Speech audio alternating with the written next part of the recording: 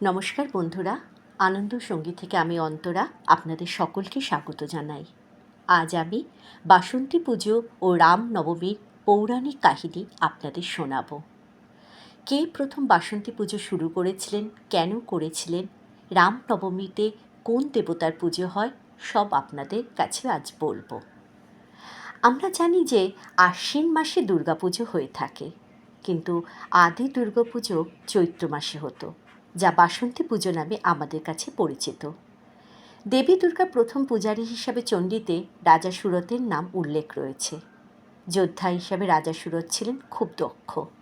কোনো যুদ্ধে নাকি তিনি কখনো হেরে যাননি। একদিন প্রতিবেশী রাজ্য তাকে আক্রমণ করলে তিনি পরাজিত হন। এই সুযোগে তার সভাসদরা লুটপাট চালায়। নিজের কাছের লোকেদের এমন আচরণে তিনি অবাক হয়ে যান। এই সময় তিনি ঘুরতে ঘুরতে ঋষি মেধসের আশ্রমে পৌঁছান। ঋষি মেধস তাকে সেখানেই থাকতে বলেন, কিন্তু রাজা মনে শান্তি পান না। এর মধ্যে একদিন তার সঙ্গে সমাধি বলে একজনের দেখা হয়। তিনি জানতে পারেন সমাধিকে তার স্ত্রী ও ছেলে বাড়ি থেকে তাড়িয়ে দিয়েছে। তবুও তিনি বউ ছেলের ভালো মন্দ এখনও ভেবে চলেছেন। তারা দুজনেই বিস্মিত হলেন যে যাদের কারণে তারা আজ সব হারিয়েছে, এখনও তারা তাদের ভালো চেয়ে যাচ্ছেন। ঋষি মেধসকে একথা জানানোতে তিনি বলেন, এ সবই মহামায়ার ইচ্ছা।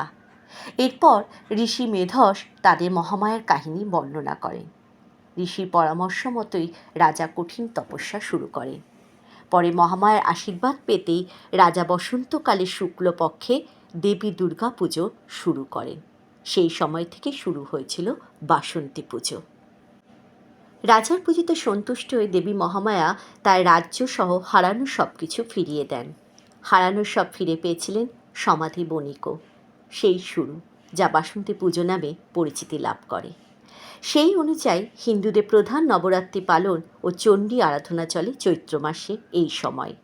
প্রতি বছর বাঙালি থেকে অবাঙালি হিন্দুরা অতি গুরুত্বের সঙ্গে চৈত্র নবরাত্রি পালন করেন। বসন্তকালে দুর্গাপুজো হয় বলে আমরা এই পুজোকে বাসন্তী পুজো বলে চিনি। শারদীয়া পুজোর মতো নবরাত্রির মতো চৈত্র নবরাত্রি দেবী দুর্গার আরাধনার জন্য অত্যন্ত গুরুত্বপূর্ণ সময়। চৈত্র অমাবস্যা পরের দিন অর্থাৎ চৈত্র শুক্ল প্রতিপদ থেকে শুরু হয় চৈত্র নবরাত্রি। চৈত্র নবরাত্রি নবমীতে পালিত হয় রাম নবমী। অযোধ্যার রাজা দশরথ ও রানী কৌশল্যার সন্তান রামের জন্মগ্রহণ উদযাপন উপলক্ষে অনুষ্ঠিত হিন্দু উৎসব। রাম বিষ্ণুর সপ্তম অবতার, ভগবান বিষ্ণুর মানবীয় রূপের প্রাচীনতম অবতার। বন্ধুরা, আমি যতটুকু জেনেছি আপনাদের কাছে আজ তা আমি শেয়ার করলাম। আপনাদের শুনে কেমন লাগলো অবশ্যই আপনারা আমাদের মতামত জানাবেন। নমস্কার।